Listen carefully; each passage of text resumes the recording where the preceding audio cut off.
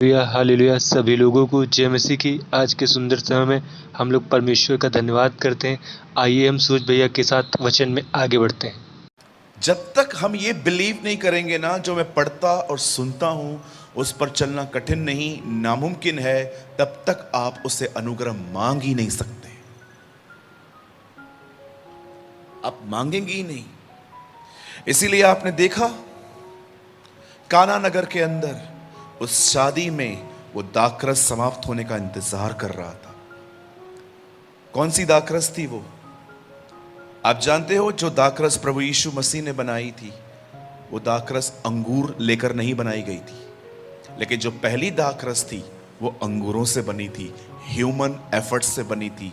लेकिन आपने देखा जो दूसरी दाखरस थी वो अंगूरों से नहीं बनी थी, इट्स सुपर नेचुरल। जब मनुष्य के अपने एफर्ट्स, मैं कर सकता हूं, मैं कर सकता हूं, मैं कर सकता हूं, मुझसे हो जाएगा ये, जब तक वो समाप्त नहीं होता अनुग्रह नहीं आता। आज मैं आपसे पूछना चाहता हूं, आज अपनी यंग एज में आप ये फाउंडेशन डाल दो कि मुझे एक ही जगह से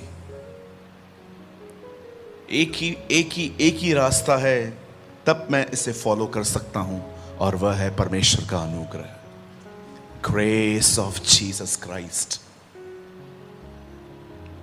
मैं आपसे एक पूछना चाहता हूं मेरे जवान भाई बहनों से जो स्पेशली अंडर 30 हैं, क्या आप प्रतिदिन अपना समय निकाल के क्या उससे अनुग्रह मांगते हैं? Ask yourself.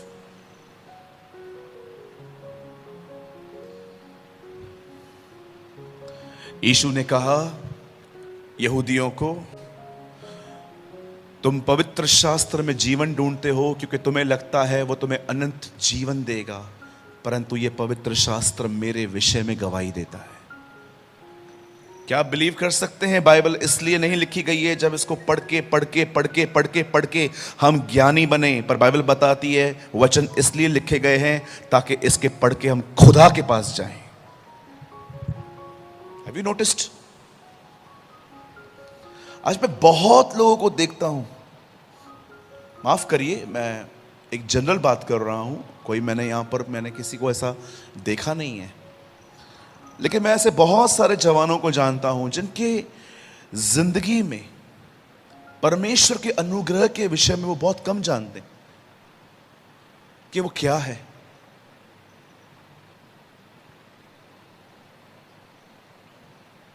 हमेशा याद रखें, अनुग्रह पाप को ना कहने की ताकत है।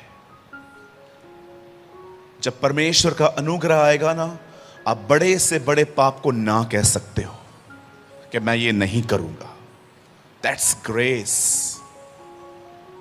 और अनुग्रह ऐसे ही नहीं मिलता, अनुग्रह संबंध पे आधारित है। आओ हम अनुग्रह के सिंहासन के निकट हिया बांध कर चले। आओ, मैसेज ट्रांसलेशन कहता है come and build a relationship. आओ हम उसके साथ एक संबंध रखें और उस संबंध में ही उसके हृदय से अनुग्रह फ्लो होके हमारे अंदर आएगा। रिलेशनशिप, संबंध। आप बहुत सारे जवानों को इन दिनों में देखोगे, they are living a double life. उनके पास एक दोहरा जीवन है। चर्च के अंदर वो बहुत प्योर दिखते हैं, लेकिन चर्च के बाद उनकी जिंदगी बहुत डिफरेंट है। उनके पास सिर्फ एक ही काम है, रविवार को पास्टर को मूर्ख बनाना। यस, आई नो, मैं ऐसे लोगों को जानता हूं जो हर रविवार को मात्र पास्टर के सामने उनको दिखा के आते हैं, यस हम आए थे, बड़े प्रेम से इमोशनल वे में जय मसीह कहेंगे, लेकिन यहां से जाने के बाद डिफरेंट लाइफ। ये हो रहा है, ये हो रहा है। जॉन वेस्ली ने कहा, पहले कलीसिया संसार में जाती थी और संसार को बदलती थी, आज संसार कलीसिया में के कलीसिया को बदल रहा है। यू नो, एक परमेश्वर के जन ने कहा पहले कलीसिया दुनिया में जाती थी और दुनिया को बदलती थी, आज दुनिया कलीसिया में घुस के कलीसिया को बदल रही है। आज अपने आप से पूछिए मेरे जवान भाइयों बहनों, मैं आपकी आज कुछ नींव को बदलना चाहता हूं।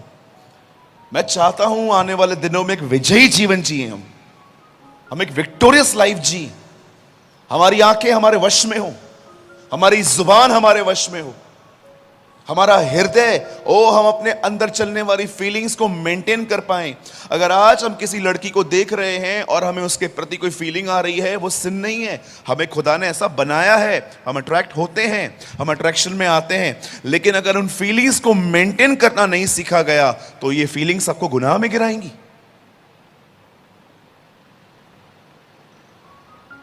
अगर आप यंग हैं, अपनी यंग एज में ये फाउंडेशन रखिए। I accept Christ when I was 19 and a half. मैं 19 साल का था जब मैंने प्रभु यीशु मसीह को स्वीकार किया था। मैं 17 साल से प्रभु में हूं। I am a Christian from last 17 years. इन 17 सालों में एक नहीं 1000 बार मैं गुनाह में गिरा हूं, और मोस्ट ऑफ पाप जो हुए हैं वो टंग से हुए हैं, वो मेरी जुबान से हुए। प्रभु में आने के बाद देह में होने वाले गुनाहों पर मैंने बहुत जल्दी विक्ट्री पा ली थी। मैंने सब बंद कर दिया, न मूवीज पे जाना, न मैं मूवीज देखूंगा, न मैं किसी ग्रॉस सिन में गिरूंगा। खुदा ने अनुग्रह दिया मुझे, लेकिन मैं आपको सच कहता हूं, मेरी थॉट लाइफ प्योर नहीं थी, मेरा विचारों का जीवन अच्छा नहीं था। या लोग जब मिलते थे मुझे, मैं उनको प्रेज द लॉर्ड बोलता था, जय मसीह बोलता था, उनको अपने घर इनवाइट करता था, लेकिन कहां न कहां मेरे अंदर मेरे विचारों का जीवन ठीक नहीं था। मसीह में आने के बाद सबसे ज्यादा जहां मैं गिरा हूं वो ये है जुबान। कई बार बोलने के बाद मुझे खुदा ने ऐसे रोक के कहा, मत बोल, इस तरह बात मत कर, ये बात करना फेयर नहीं था, ये अननेसेसरी टॉकिंग थी, काम हो चुका था, काय को लंबा खींच रहा था तू। मैंने कहा yes lord you are right. मैं आज भी कहता हूं, अगर हमारी जुबान हमारे कंट्रोल में आ जाए ना, हमारा 90% पाप बंद हो जाएगा। पर क्यों नहीं मिलता हमें? क्योंकि आज भी हम में से बहुतों को स्वयं पे बड़ी गर्व है, हम कर लेंगे, और देखिए एवरी टाइम वी स्लिप। हम आज तक बहुत सारे लोग यहां पर ये नहीं सीख पाए हैं कि हमें परमेश्वर से अनुग्रह पाकर हर दिन की शुरुआत करनी चाहिए। मेरे जवान भाइयों, मेरी बहनों, मैं आपसे एक सवाल पूछना चाहता हूं। मैं चाहता हूं आप सब यहां देखें। एक गंभीर सवाल मैं आपसे पूछना चाहता हूं। I am very serious today, I am very serious. मैं बहुत गंभीर हूं आज।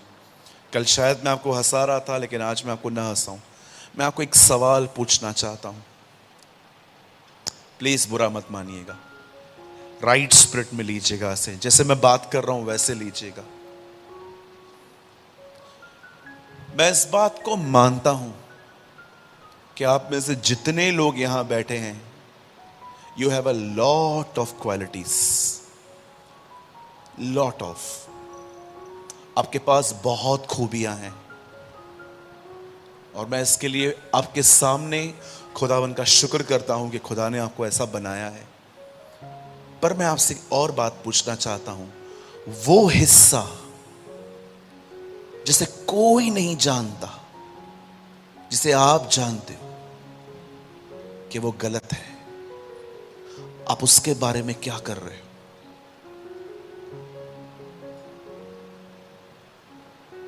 Tell me.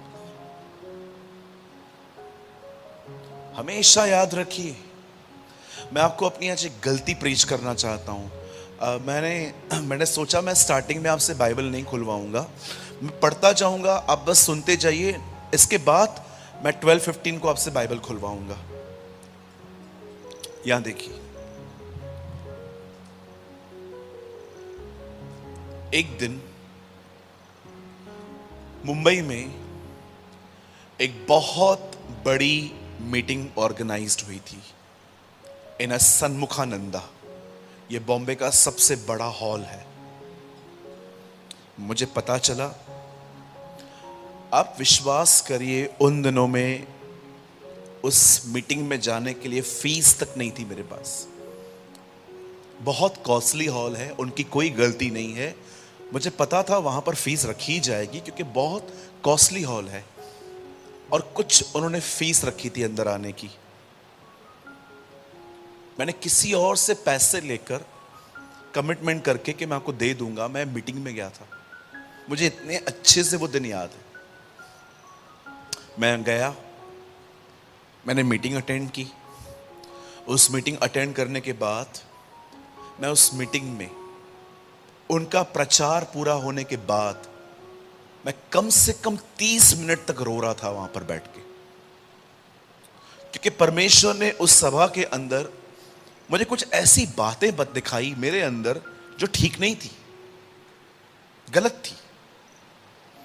और मैं वहां पर रोया रोया रोया रोया, और रोने के बाद मैंने अपनी आंखें ऐसे ऊपर उठाई और मैंने प्रभु से कहा, ये अंतिम दिन है, इसके बाद ये सब नहीं होगा मुझसे।